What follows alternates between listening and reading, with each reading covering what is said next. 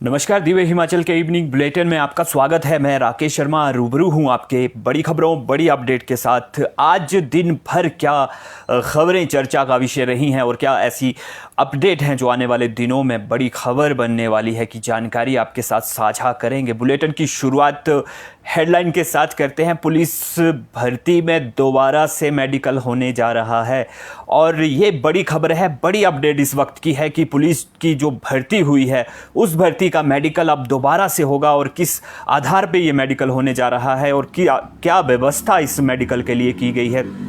तमाम अपडेट इस बुलेटिन के माध्यम से आपके साथ साझा करेंगे। किन आवेदकों को ये अवसर मिलने वाला है और जो आवेदक इस भर्ती प्रक्रिया में शामिल हुए थे, जो पुलिस भर्ती आयोजित हुई थी और उसमें मेडिकल आधार पर जिन आवेदकों को बाहर कर दिया गया था, उन आवेदकों के लिए ये एक बड़ा मौका अब निकल करके सामने आया है। सबसे बड़ी खबर हिमाचल की है और इस समय जो पुलिस भर्ती के लिए लाइन में थे उन्हें बाहर कर दिया गया था, मेडिकल ग्राउंड के आधार पर उन्हें बाहर किया गया था। लेकिन इसके बाद का जो एपिसोड हुआ है, जो अपडेट आया है, उसमें अब मेडिकल दोबारा से होगा पुलिस भर्ती का। ये पूरी खबर, पूरा अपडेट आपके साथ साझा करेंगे। इसके साथ ही शिक्षकों के तबादलों की बात करेंगे क्योंकि सबसे ज़्यादा जो डीओ नोट हैं वो शिक्षा विभाग में आ रहे हैं और शिक्षकों को तबादले की मांग लगातार उठ रही है। किस विभाग किस मंत्रालय से ये ज़्यादा जो आवेदन है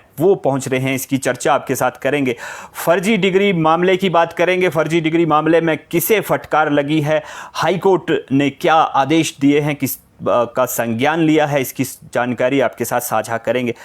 आज एक बहुत चर्चित मामला रहा है एमएमएस का और इस मामले को लेकर के हिमाचल में शिमला में गिरफ्तारी हुई है। किस तरह से ये गिरफ्तारी हुई है, रोहडू में युवक को पकड़ा गया है। एमएमएस जो कांड हुआ था उससे सीधे तौर पे ये युवक जुड़ा हुआ है और गिरफ्तारी के बाद पंजाब पुलिस इस समय रोहडू में डेरा डाल चुकी है और किस तरह से आगे का अपडेट रहेगा इसकी भी जानकारी बुलेटिन में साझा करेंगे आपके साथ। और इसके साथ ही 11 साल के बच्चे का अब किस तरह से पूरा टिकट जो है वो लगेगा, इसकी जानकारी आपसे साझा करेंगे। और आउटसोर्स कर्मचारियों की भी बात करेंगे क्योंकि आउटसोर्स कर्मचारी अब घबराए हुए हैं। उनका जो मसला है वो लंबित लगातार हो रहा है। हालांकि उनकी तरफ से मांग जरूर उठ रही है, सरकार के स्तर पर भी अभी लगातार चर्चा जरूर हो रही है, लेकिन जो फैसले का इंतज़ार, जिस घड़ी का वो इंतज़ार तमाम आउटसोर्स कर्मचारी कर रहे हैं, फ़िलहाल वो फैसला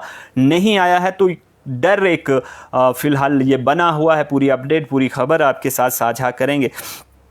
जिला परिषद कर्मचारियों की भी बात करेंगे और जिला परिषद कर्मचारियों की व्यथा क्या है, क्यों, किस व्यथा की वजह से जिला परिषद के जो कर्मचारी हैं वो अभी फंसे हुए हैं, किस आगे उनका क्या कदम उठाए जा सकते हैं, क्या व्यवस्था रहने वाली है की बात साझा करेंगे।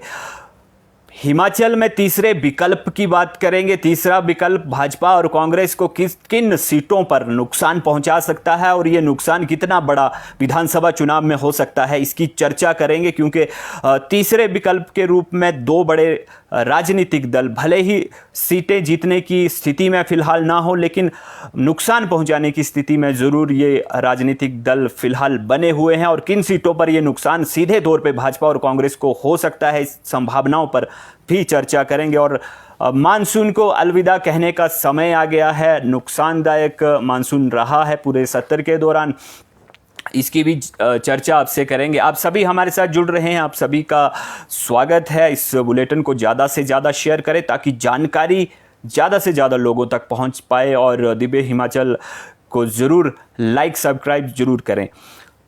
बुलेटिन की शुरुआत मौसम से ही करते हैं और मौसम को अलविदा कहने का समय अब आ गया है क्योंकि मानसून का आखिरी सत्र चल रहा है और इसी हफ्ते यानी जो तीसरा हफ्ता जो रहेगा सितंबर का, उस दौरान मानसून हिमाचल से पूरी तरह से ख़त्म हो जाएगा, ऐसा मौसम विभाग की तरफ से कहा गया है। मौसम विभाग का साफ तौर पे ये कहना है कि मानसून अब समाप्ति की ओर अग्रसर है और मौसम आने वाले दिनों में लगातार साफ रहेगा। 22 सितंबर तक मौसम के बिल्कुल साफ रहने की बात कही गई है। हालांकि मानसून के जाने के साथ ही मौसम में जो ठंडक है वो भी महसूस होने लगी है और अब जो तमाम अधिक ऊंचाई वाले क्षेत्र हैं वहाँ हल्की ठंड जो है वो पड़ने लगी है और इसका असर केलांग में सबसे ज़्यादा नज़र आया है। यहाँ 6.2 डिग्री सेल्सियस दिन का तापमान पहुँच गया है। आज पिछले जो 24 घंटों के दौरान यहाँ तापमान दर्ज हुआ है वो 6.2 डिग्री सेल्सियस रहा है। और सबसे अधिक तापमान की अगर बात करें तो पूरे हिमाचल में ऊना इस समय सबसे अधिक ऊना में तापमान है और 21.2 डिग्री सेल्सियस ऊना का तापमान दर्ज किया गया है।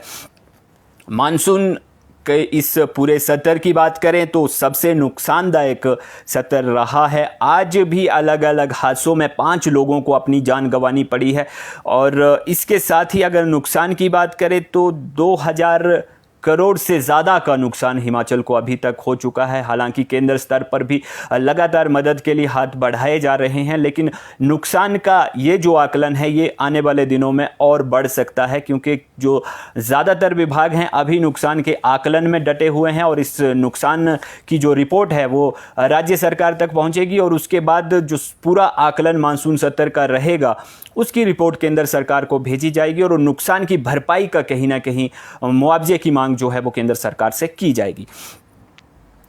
बात अपराध जगत से जुड़ी हुई खबरों की भी करते हैं, क्योंकि आज बड़े मामले अपराध जगत से जुड़ी खबरों के रहे हैं। शिमला के एक घर में पुलिस ने दबिश दी है और इस घर से 24.16 ग्राम चिट्टा जो है वो बरामद किया गया है। एक महिला को गिरफ्तार किया गया है, एक युवक को भी इस मामले में गिरफ्तार किया गया है। डाउनडेल में ये पुलिस की छापेमारी हुई है। गुप्त सूचना के आधार पर पुलिस को यहाँ चिट्टा रखने की सूचना मिली थी। उसके बाद पुलिस की टीम मौके पर पहुंची और टीम ने तलाशी के दौरान चिट्टा पकड़ा है। अब इन जो महिला और एक युवक को गिरफ्तार किया गया है, इनके तार कहाँ जुड़े थे, ये चिट्टे की सप्लाई कहाँ कर रहे थे, कहाँ से इनके पास ये चिट्टा जो है वो पहुँच रहा था, इसकी जांच पुलिस कर रही है और आगामी दिनों में कदम इस संबंध में उठाए जाएंगे। फिलहाल मामला दर्ज कर लिया गया है और आगामी कार्रवाई पुलिस की तरफ से शुरू कर दी गई है। इसके साथ ही बात आज के चर्चित मामले जो पंजाब में भी चर्चा का विषय बना रहा और हिमाचल में भी जिस मामले के ऊपर लगातार चर्चा होती रही है, ये मामला इतना बड़ा हो गया था कि पंजाब के मुख्यमंत्री भगवंत मान और हिमाचल के मुख्यमंत्री जयराम ठाकुर दोनों को ही इस मामले को लेकर के बयान देने पड़े हैं। और एमएमएस जो लीक हुआ, जिस तरह से बनाया गया, वायरल हुआ, पुलिस की पकड़ में आया, ये तमाम अपडेट आज पूरे दिन भर सोशल मीडिया पे चलता रहा है। हर किसी के जहन में ये बात है। लेकिन अभी जो ताज़ा अपडेट है, युवक को गिरफ्तार किया गया है। रोहड़ू का ये युवक रहने वाला है और इसे पकड़ने के लिए, क्योंकि हिमाचल पुलिस ने इसे पकड़ा है और अब पंजाब पुलिस के हवाले इसे किया जाएगा, तो पंजाब पुलिस की जो टीम है वो भी रोहड़ू पहुंच चुकी है और इसको अपनी कस्टडी में लेकर के इसे पंजाब ले जाने की तैयारी में है। युवक जिसे गिरफ्तार किया गया है उसके भाई से भी पूछताछ की जा रही है, क्योंकि इस वक्त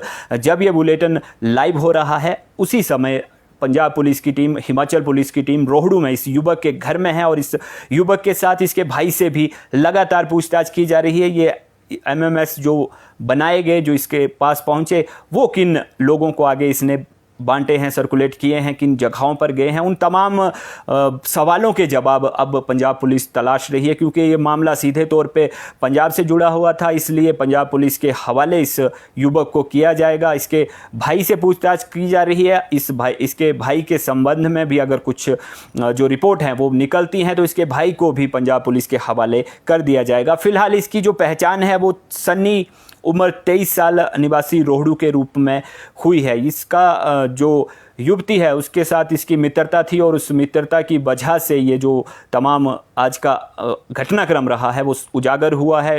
एमएमएस बनाया गया और इसे वायरल किया गया, इसे प्रसारित किया गया, दूसरी जगह भेजा गया, अलग अलग मोबाइलों में पहुंचाया गया। अब पुलिस इस तमाम मामले की जांच करेगी, किस किस के मोबाइल पर ये एमएमएस पहुंचा है, किसे आगे भेजा गया है। युवक से फिलहाल यही पूछताछ की जा रही है। युवक का भाई भी इस मामले में अभी फिलहाल उसकी कितनी संलिप्तता है ये इसका खुलासा नहीं हुआ है, क्योंकि अभी कुछ ही देर पहले रोहड़ू में पंजाब पुलिस की टीम पहुंची है और पंजाब पुलिस, हिमाचल पुलिस दोनों संयुक्त रूप से इस मामले में कार्यवाही कर रहे हैं। और ये मामला आज पूरा दिन भर चर्चा में रहा है। पंजाब हिमाचल पुलिस के पास जब शिकायत पहुंची थी, जिस समय युवती को पकड़ा गया, युवती ने जब बयान दिया, उसके आधार पर जो मोबाइल नंबर युवती ने दर्ज करवाया था, उस मोबाइल नंबर की लोकेशन के आधार पर पुलिस रोहडू में इस युवक के घर तक पहुंची थी और इस युवक को पकड़ा गया है।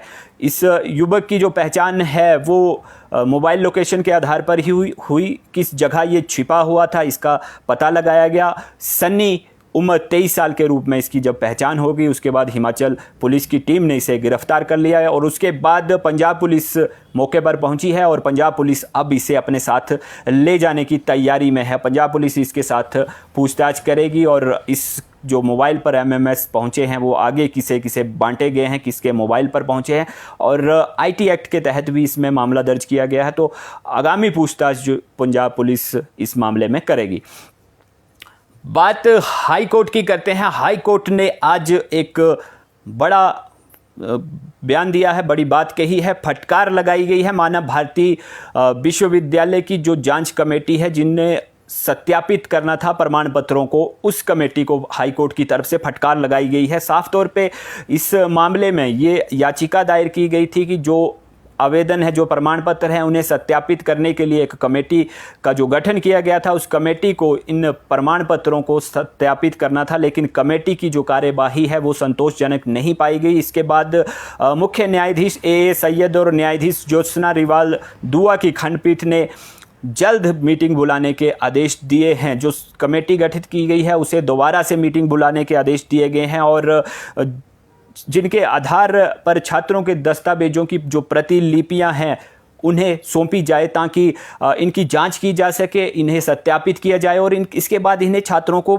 आगे बांटा जा सके। ये एक बड़ी बात थी और इस संदर्भ में जो निजी शिक्षण संस्थान विनियामक आयोग ने इस संबंध में आदेश दिए थे और इस संबंध में एक कमेटी का गठन किया गया था। फर्जी डिग्री मामला जब से उजागर हुआ था, उसके बाद जो प्रमाण पत्र फंस गए थे, जिन्हें सत्यापित नहीं किया जा पा रहा था, और इस सत्यापन ना होने की वजह से बहुत से छात्र परेशान हो रहे थे। इन छात्रों ने हाईकोर्ट में याचिका दायर की थी कि जो कमेटी गठित की गई है उसे आदेश दिए जाएं, किस तरह से उनकी कार्यवाही आगे बढ़ती है उसके बारे में जो हाई कोर्ट है वो आदेश जारी करे। तो हाई कोर्ट ने आदेश जारी किए हैं और हाई कोर्ट ने कमेटी को दोबारा से बैठक बुलाने के लिए कहा है और साथ ही जो दस्तावेज हैं उन्हें सत्यापित, जो अगली तारीख, अगली सुनवाई हाई कोर्ट में होने वाली है, उस सुनवाई तक कुछ जो प्रमाण पत्र हैं उन्हें सत्यापित करने की बात कही है। ये एक बड़ी बात, बड़ा अपडेट आज हाईकोर्ट की तरफ से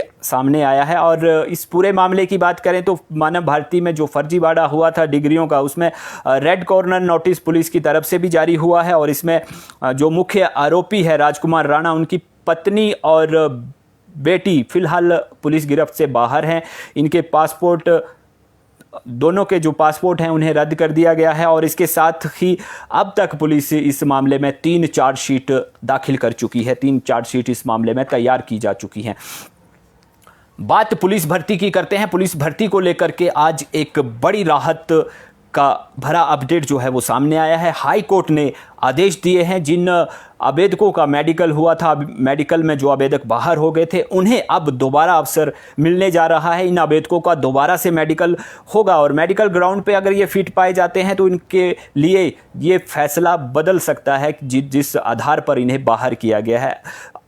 असल में जो आवेदक मेडिकल ग्राउंड पे बाहर हुए थे, उन्होंने हाईकोर्ट में याचिका दायर की थी कि जिन वजहों से उन्हें बाहर किया गया है, खासतौर पे नेत्र जांच में बहुत से आवेदक जो हैं वो बाहर हुए थे। कांगड़ा में ये भर्ती हुई थी और कांगड़ा के आवेदकों की ही अपील जो है वो हाई कोर्ट में दायर हुई थी, याचिका दायर की थी इन्होंने। और इनका ये कहना था कि इन्हें नेत्र जांच में बाहर किया गया, जबकि जो पुलिस की तरफ से कमेटी बनाई गई थी, जो बोर्ड बनाया गया था, जो मेडिकल बोर्ड पुलिस ने बनाया था, उसमें जो विशेषज्ञ डॉक्टर तैनात किए गए थे वो या तो शल्य चिकित्सक थे या हड्डी रोग विशेषज्ञ थे। यानी हड्डी रोग विशेषज्ञ और शल्य चिकित्सक नेत्र जांच का परिणाम दे रहे थे और नेत्र जांच में जो आवेदक पहुंचे थे, जिनके नेत्र जांच की जानी थी, जिन्हें बाहर का रास्ता दिखाया गया पुलिस भर्ती में, मेडिकल में अनफिट किया गया, उन्हें हड्डी रोग विशेषज्ञ और शल्य चिकित्सक की जांच के बाद बाहर किया गया, जबकि ये जांच जो है वो नेत्र रोग विशेषज्ञ की तरफ से की जानी चाहिए थी। नेत्र रोग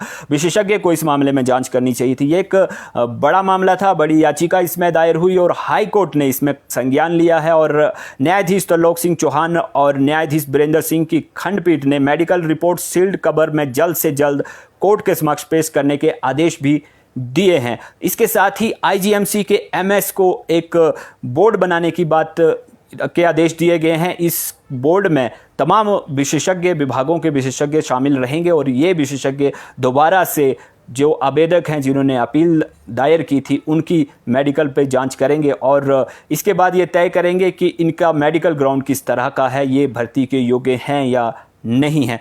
और इसके साथ ही अब इस पुलिस भर्ती को लेकर के मेडिकल में दोबारा से जो भी फैसला होगा उसके आधार पर इनके भविष्य तय होंगे। बात बस किराए को लेकर के करते हैं, क्योंकि अब जो एसी डिलक्स बसें आ रही हैं उसमें 10% छूट स्मार्ट कार्ड धारकों को देने की बात कही जा रही है और इसके साथ ही 1 अक्टूबर से ये जो सुविधा है वो यात्रियों के लिए शुरू कर दी जाएगी। तमाम जो डिलक्स एसी डिलक्स बसें हैं उनमें ये जो स्मार्ट कार्ड हैं वो अब चलना शुरू हो जाएंगे। और इसके साथ ही अगर बात करें तो प्रदेश सरकार ने 50 एसी बसें खरीदी हैं जिनमें अब भविष्य में ये सुविधाएं मिलने वाली हैं। लेकिन सबसे बड़ी जो अड़चन है वो 11 साल से कम आयु वर्ग के बच्चों की है, क्योंकि 11 साल से कम आयु वर्ग के बच्चों की आधी टिकट इन बसों में नहीं लगेगी। उन बच्चों को पूरी टिकट ही लेनी पड़ेगी, यानी अभिभावकों के साथ जो बच्चे सफ़र कर रहे होंगे उनकी पूरी टिकट ही लगेगी। और इसके साथ ही जो महिलाओं को छूट का ऐलान प्रदेश सरकार कर चुकी है, 50% जो छूट उन्हें एचआरटीसी की बसों में मिल रही है वो छूट भी एसी बसों में नहीं मिलेगी। हिमधारा की ये बसें हैं और 50 बसों की खरीद परिवहन निगम की तरफ से की गई है और इन बसों में फ़िलहाल ये सुविधा नहीं मिलने वाली है। इन सुविधाओं के लिए जो इंतज़ार है वो आगे यदि एचआरटीसी फैसला लेती है तो ही उस पर अमल में लाया जा सकेगा। बात जिला परिषद कर्मचारियों की करते हैं। जिला परिषद के 4500 कर्मचारी पूरे प्रदेश भर में हैं और इन कर्मचारियों को अब नया पे स्केल देने की बात कही जा रही है और नया पे स्केल की बात को लेकर के बड़ी नाराज़गी जिला परिषद के कर्मचारियों में देखने के लिए मिल रही है। जिला परिषद के कर्मचारियों ने इस बात को लेकर के कोर्ट का दरवाज़ा खटखटाने की बात भी कही है। इनका कहना है कि अगर इनकी मांग पूरी नहीं हुई, इनकी बात नहीं सुनी गई तो ये कोर्ट चले जाएंगे। दरअसल मामला उस समय उजागर हुआ है जब जिला परिषद कर्मचारियों को लेकर के पे स्केल का देने की बात जो है वो चल रही है, ड्राफ्ट तैयार हो रहा है, लेकिन ड्राफ्ट पर बात जो है वो 2022 यानी इसी साल से देने की बात कही जा रही है। जबकि जिला परिषद के जो तमाम कर्मचारी हैं जो अन्य कर्मचारियों की तरह ही 2016 से पे स्केल की मांग कर रहे हैं और यही बात बड़े विवाद की जड़ बन गई है। वित्त विभाग और पंचायती राज विभाग ने फाइल को मंजूरी दे दी है। ये संगठन की तरफ से कहना है, जिला परिषद के जो तमाम संगठन है, कर्मचारी हैं, उनकी तरफ से ये कहना है कि इनको लेकर के जो पे स्केल निर्धारित होना है उसकी फ़ाइल तैयार हो चुकी है। वित्त विभाग और पंचायती राज विभाग इस फाइल को अपनी मंजूरी दे चुके हैं और इस फाइल में 2022 से ही पे स्केल देने की बात कही जा रही है, जबकि इन्हें जो पे स्केल है वो 2016 से दिया जाना चाहिए और इसे लेकर के अब फ़िलहाल ये पूरा मामला चर्चा में बना हुआ है, चर्चा में आ गया है और आगे चल के इसे कोर्ट में चुनौती देने की बात भी कर्मचारियों की तरफ से कही जा रही है।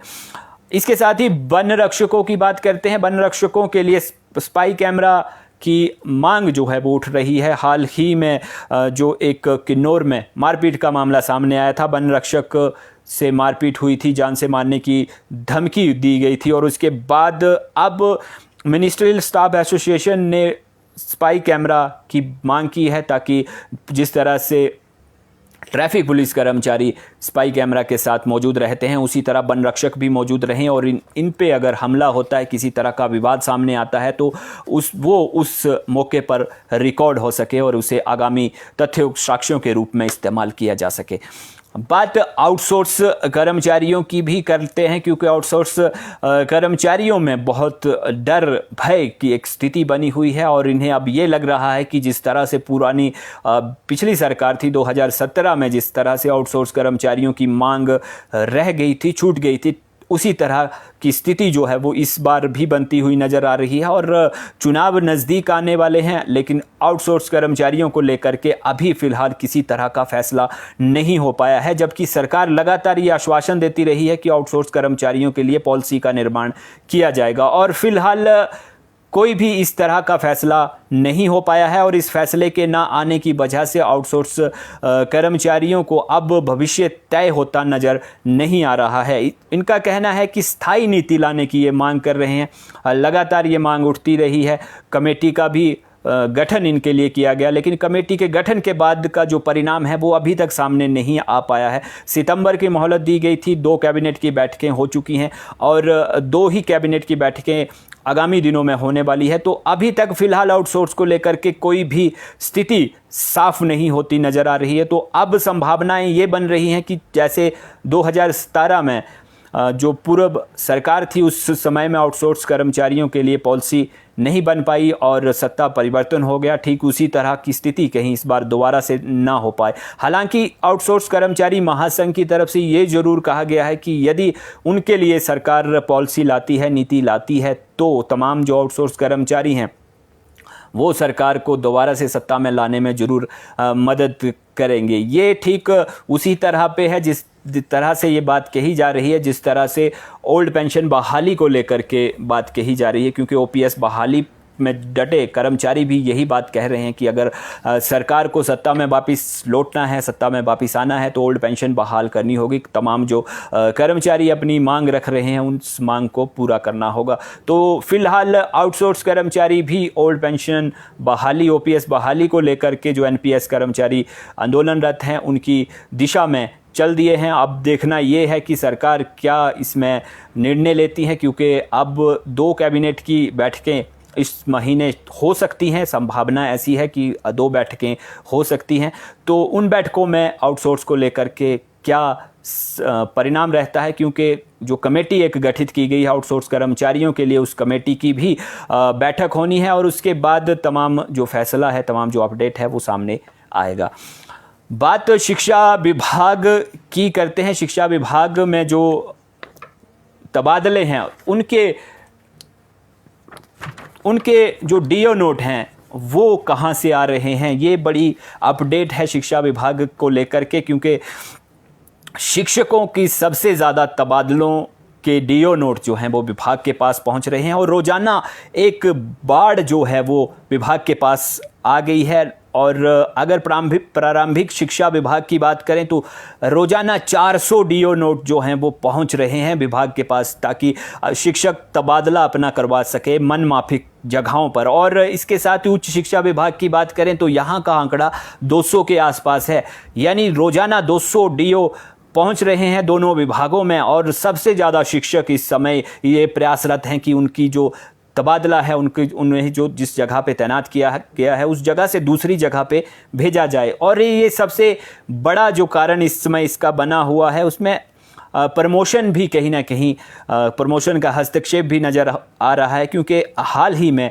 शिक्षा विभाग में बड़े पैमाने पर पदोन्नतियां हुई हैं और 1225 शिक्षक जो हैं वो प्रमोट हुए हैं। अलग अलग जगहों पे उनका तबादला हुआ है और इस तबादले के बाद ये स्कूल जो हैं वो खाली हो गए हैं। अब मनपसंद के स्कूल में जाने के लिए शिक्षक जोर आजमाइश में हैं और इसी कड़ी में डीओ जो हैं वो विभाग तक पहुंच रहे हैं। जो ट्रांसफ़र ब्रांच हैं उनमें लगातार डीओ पहुंच रहे हैं और सबसे ज़्यादा जो डीओ हैं वो मुख्यमंत्री की तरफ से जारी किए गए हैं। ये भी बड़ा अपडेट है, क्योंकि मुख्यमंत्री की तरफ से ही ये ज़्यादा जो डीओ हैं वो विभाग तक पहुंच रहे हैं ताकि तबादला किया जा सके। लेकिन विभाग के जो कर्मचारी हैं वो इन्हें संभाल नहीं पा रहे हैं। 400 डीओ जो हैं वो प्रारंभिक शिक्षा विभाग में रोज़ाना आ रहे हैं, जबकि 200 के लगभग जो हैं वो उच्च शिक्षा विभाग में डीओ सामने आ रहे हैं। तो ये एक बड़ा इस समय का अपडेट है, क्योंकि ज़्यादातर जो शिक्षक हैं वो ग्रामीण इलाकों में सेवा नहीं देना चाहते हैं और वहाँ से तबादले की इच्छा लेकर के डीओ शिक्षा विभाग तक पहुंचा रहे हैं। और ये एक शिक्षा विभाग में इस समय सबसे बड़ा अपडेट बना हुआ है और इस विभाग के जो तमाम कर्मचारी हैं वो डीओ संभालने में ही व्यस्त होकर रह गए हैं।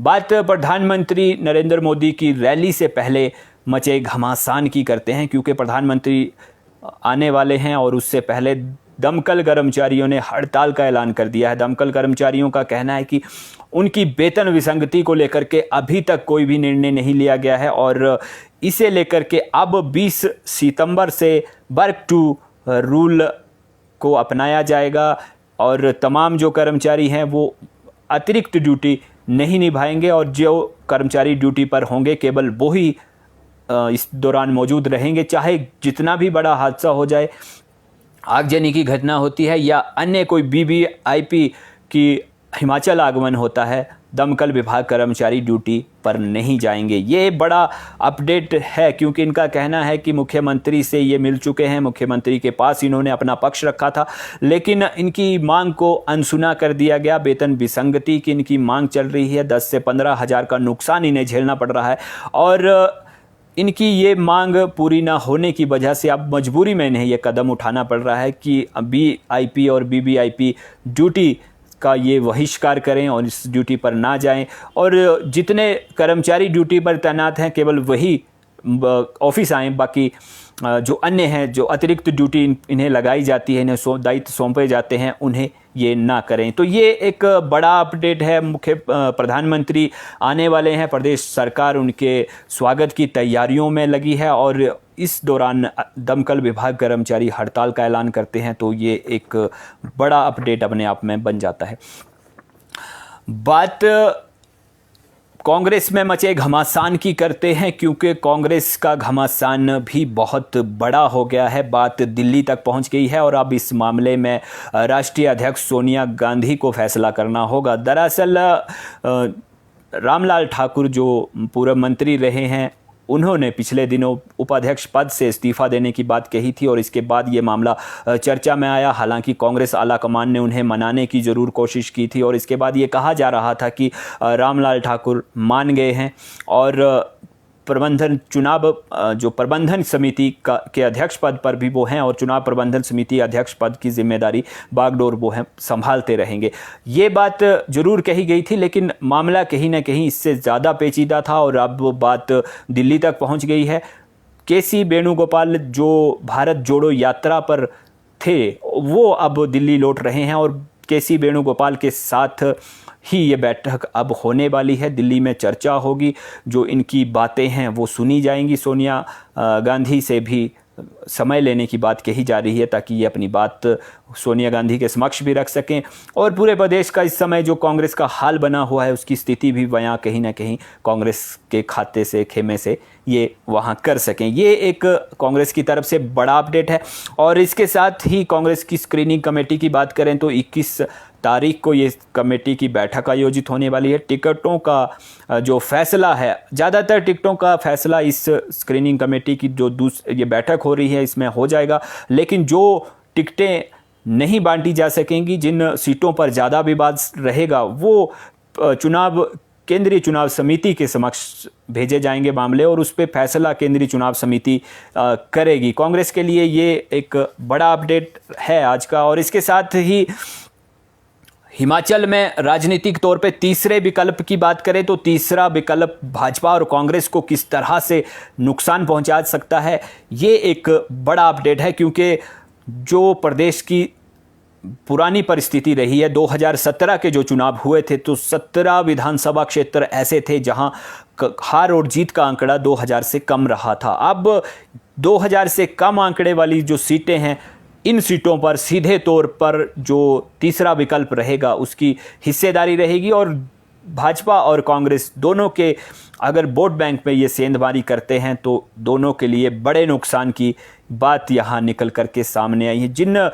जो कुल 17 सीटें पिछले विधानसभा चुनाव में रही हैं उसमें से 10 कांग्रेस ने जीती थी और भाजपा ने 6, जबकि माकपा के पास 1 सीट आई थी। और इसमें जो सबसे कम अंतर की सीट रही थी किन्नौर विधानसभा क्षेत्र की, ये सीट थी 120 मतों से कांग्रेस इस सीट को जीती थी। वड़सर 439, डलहौजी 556, सोलन 671, नगरोटा बगवां की सीट थी जिसमें भाजपा हालांकि इस सीट से जीती थी। 1000 का अंतर रहा था। श्री नैना देवी की जो सीट थी वहाँ 1042 वोटों का अंतर था। फतेहपुर में 1284 वोटों का अंतर था। कुल्लू में 1538 वोटों का अंतर था। सुजानपुर में 1919 वोटों का अंतर जो है वो रहा था। अब वोट परसेंटेज का जो ये अंतर है, ये अगर तीसरे विकल्प की तरफ झुकता है तो दोनों ही, भाजपा और कांग्रेस दोनों को ही नुकसान इन सीटों पर हो सकता है। ये 17 सीटें ऐसी हैं, ये आंकड़ा ज़रूर बदल सकता है, सीटें दूसरी जगह शिफ्ट हो सकती हैं, लेकिन जो आंकड़ा है, जो कुल सीटों का आंकड़ा है, ये 15 से 17 के बीच में ऐसी सीटें हर विधानसभा चुनाव के दौरान रहती हैं जिनका फैसला 2000 से कम मतों में होता है। और इन सीटों पर सीधे तौर पर जो दखल है वो तीसरे मोर्चे का रहेगा। अगर तीसरे मोर्चे की बात करें तो आम आदमी पार्टी इस समय तीसरे मोर्चे के रूप में अपना स्थान जो है वो बनाने का प्रयास कर रही है। और इसके साथ ही सामान्य वर्ग आंदोलन को लेकर के चर्चा में आए रुमित सिंह ठाकुर की ने भी अपनी पार्टी का ऐलान कर दिया है और 68 विधानसभा क्षेत्रों में ये उम्मीदवार उतारने जा रहे हैं। देवभूमि जनहित